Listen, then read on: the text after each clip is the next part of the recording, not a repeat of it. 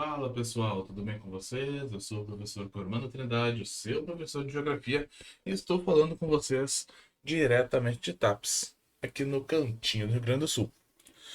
Pessoal, hoje eu vou falar um pouquinho para vocês sobre esse conflito que está acontecendo entre Hamas e Israel, né, pessoal? Uma parte bem interessante, né? Esse é um conflito que, se nós formos pegar as origens de fato desse conflito, eles remontam, né, a épocas antes de Cristo. Mas hoje eu vou fazer um apanhado geral dos últimos acontecimentos, acontecimentos que impactaram nos conflitos atuais, tá? Um apanhado histórico que vem desde a criação do Estado de Israel até os últimos acontecimentos, né? Então, pessoal, deixar para vocês aquele pedido de sempre que todo professor faz por aqui, né? Deixa seu like aí no vídeo, comenta aqui embaixo o que você achou, né? Se inscreve no canal caso ainda não seja inscrito, ativa o sininho das notificações, que tudo isso ajuda bastante na entrega e no engajamento do canal. Pois, sem vocês nada disso seria possível, pessoal. Já fazem dois anos e um pouquinho, quase 3 anos, que eu estou trazendo conteúdo de qualidade para os nossos alunos, para ajudar os nossos alunos quando chegarem às suas avaliações de forma gratuita aqui no YouTube. Então, conto com a sua ajuda, tá, pessoal? Então, agora vamos dar uma estudada sobre esse conflito que está acontecendo lá no Oriente Médio, tá, pessoal? Então, vem comigo. Bom, pessoal, a primeira coisa que nós temos que reparar, tá, é que em 1948, tá, foi criado o Estado de Israel, né? O país de Israel nasceu em 48. Só que o Estado de Israel foi criado dentro do território da Palestina. E aí nós temos alguns detalhes para a gente ressaltar. Pois o pessoal que vive na Palestina, né, a população palestina, é uma população de origem árabe. E a população israelense é uma população de origem judaica. Então aí nós temos um pequeno conflito. Imagine como se eu quisesse construir uma casa para eu e a minha família morar. E eu decidi que essa casa eu vou construir dentro do pátio da tua casa. Você vai gostar dessa ideia?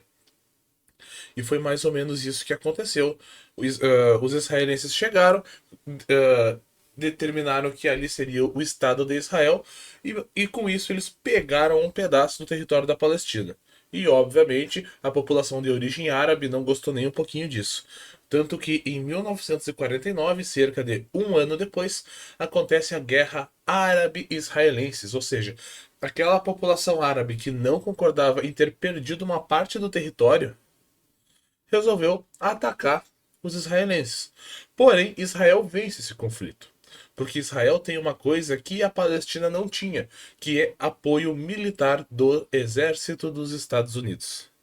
Então, Israel, Israel vai ganhando vários conflitos nesse território, graças a principalmente o apoio dos Estados Unidos. E aí uma coisa que a gente tem que relevar em consideração é que não foi apenas esse conflito em 49, vão aparecer outros. E cada vez que Israel ganha um conflito, ela anexa mais um pedaço do território da Palestina. Então o território de Israel cresce na medida em que o território da Palestina diminui. Então, em 1967, aconteceu outro conflito, que foi a Guerra dos Seis Dias. Dessa vez, Israel venceu o Egito, a Síria e a Jordânia, graças a um ataque que eles fizeram, que a gente chama de ataque preventivo. Né? Um ataque que acontece antes, um ataque que a gente não esperava. Né? E graças a esse ataque, Israel anexa, né, uma parte de Jerusalém, que é a Jerusalém Oriental. Então, muito importante a gente saber desse detalhe. Já em 1973, ou seja, 6 anos depois da Guerra dos Seis Dias, acontece a Guerra de Yom Kippur. Yom Kippur é um dia sagrado para os judeus, né? É como se fosse uma comemoração religiosa para eles. E nesse caso, Israel é surpreendida e atacada pelo Egito e pela Síria, que tinham sido derrotados ali atrás na Guerra dos Seis Dias. Mas, novamente, Israel saiu vencedora deste conflito. Em 1987 e em 2000, aconteceram a primeira e a segunda intifada. O que foi isso? É o momento em que a população vai para as ruas, né, em forma de protesto e resolve confrontar o exército israelense. Eles começam a atacar o exército de Israel com pedras, pedaços de pau, coisas do tipo. O que eles encontrarem pela frente, eles arremessaram, né? Eles tocaram no exército de Israel, só que o exército de Israel reagiu a essas afrontas com fogo, né? Ou seja, o exército revidou, né, esses ataques da população utilizando-se das armas de fogo. Então você já percebe que não foi uma coisa muito legal isso aí tentar peitar o exército dos Estados Unidos sozinhos, né?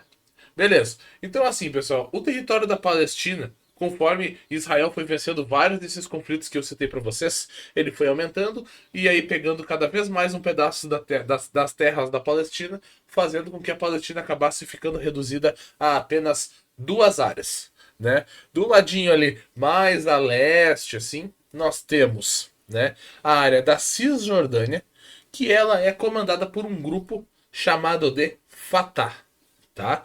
Esse grupo ele tem diálogo com Israel, tá? É bom a gente deixar isso, mas ele tem um braço político, ele tem um braço social, ele tem um braço humanitário e ele também tem um braço armado. Porém, ele consegue ter alguns diálogos com a população israelense. Do outro lado, né, mais ali a oeste, talvez um pouquinho a sudoeste ali, na no território da Palestina, nós temos a faixa de Gaza. A faixa de Gaza é comandada por um grupo chamado de Hamas. O Hamas ele é um grupo que foi ao poder, né, através de uma eleição aonde ele teve quase 100% dos votos e era uma votação popular em 2007. Ou seja, a população da faixa de Gaza, quase que 100% dela colocou o Hamas no poder através desta votação. O Hamas, então, ele é um grupo extremista e radical que tem um braço social para sua população, tem um braço político, tem um braço humanitário e também tem um braço armado. Só que a diferença principal entre o Fatah, que está comandando a Cisjordânia, e o Hamas, que está comandando a faixa de Gaza, é que o Fatah ele tem diálogos com Israel, enquanto que o Hamas não tem, tá? Lembrem-se sempre disso. Após vencer a eleição de 2007, né, Hamas chega ao poder da faixa de Gaza e em 2008, basicamente, mais ou menos um ano depois dessa eleição acontecer, Israel consegue fazer um bloqueio na região da faixa de Gaza.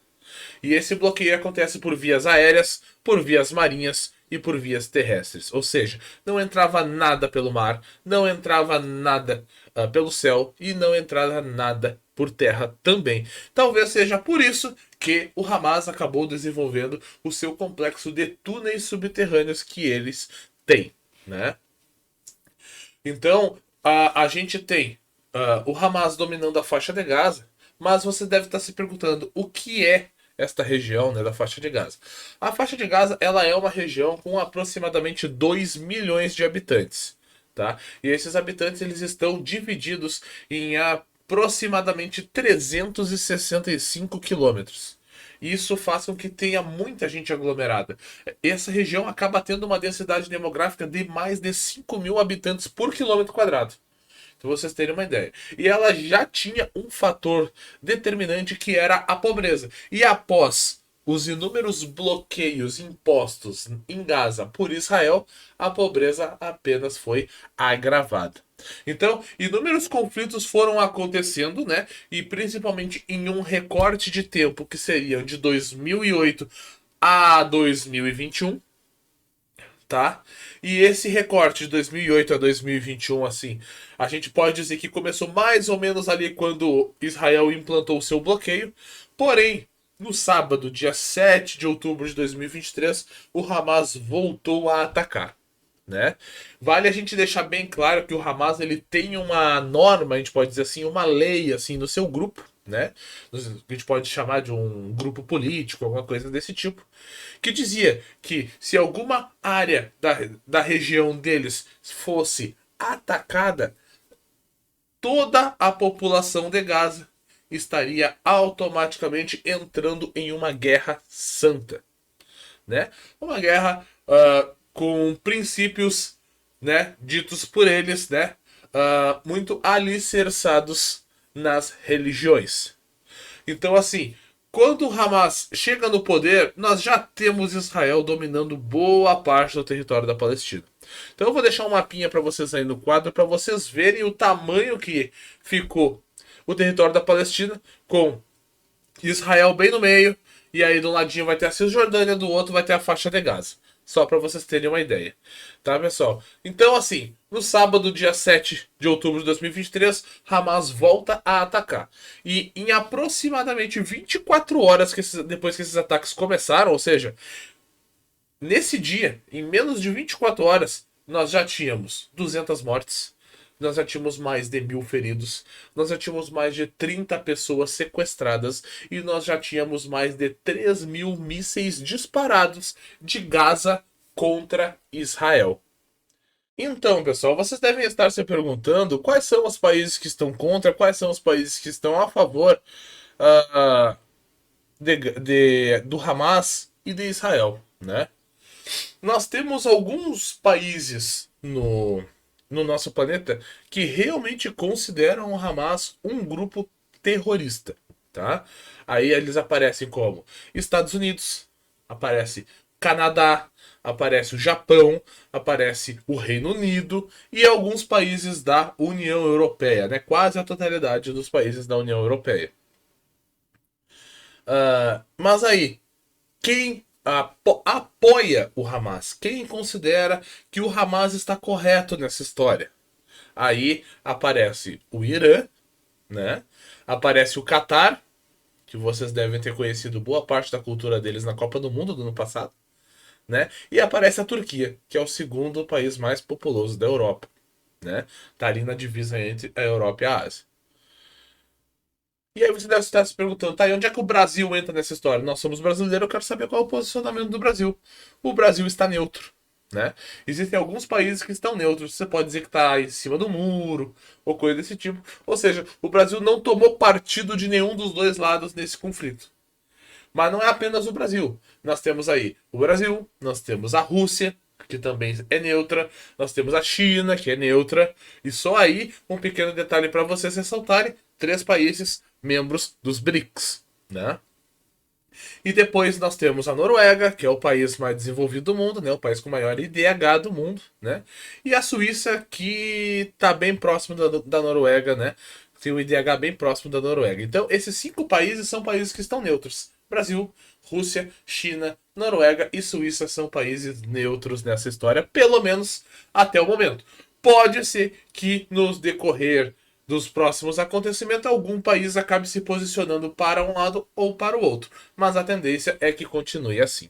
Então, pessoal, vocês podem começar a entender um pouco sobre os dois lados dessa guerra, entender por que isso está acontecendo, por que o Hamas está atacando, por que Israel é o alvo, e assim sucessivamente. Espero que você tenha entendido essa aula. E então tá, pessoal, essa foi a nossa aulinha sobre o conflito entre Hamas e Israel. Mas me diz aí, você ficou com alguma dúvida? Tem alguma coisa que você não entendeu? Quer perguntar alguma coisa? Utilize o campo dos comentários aqui embaixo e eu estarei respondendo a todos vocês na medida do possível. Tá, pessoal? No mais era isso. Muito obrigado a todo mundo que chegou até aqui. Eu vejo você na nossa próxima aula, tá? Aquele abraço para vocês. Não se esquece, deixa seu like, comenta aqui embaixo, ativa o sino das notificações, se inscreve no canal caso ainda não seja inscrito, para ajudar na entrega e no engajamento do canal, para que eu continue trazendo material de qualidade para auxiliar os nossos alunos para quando chegarem as suas avaliações.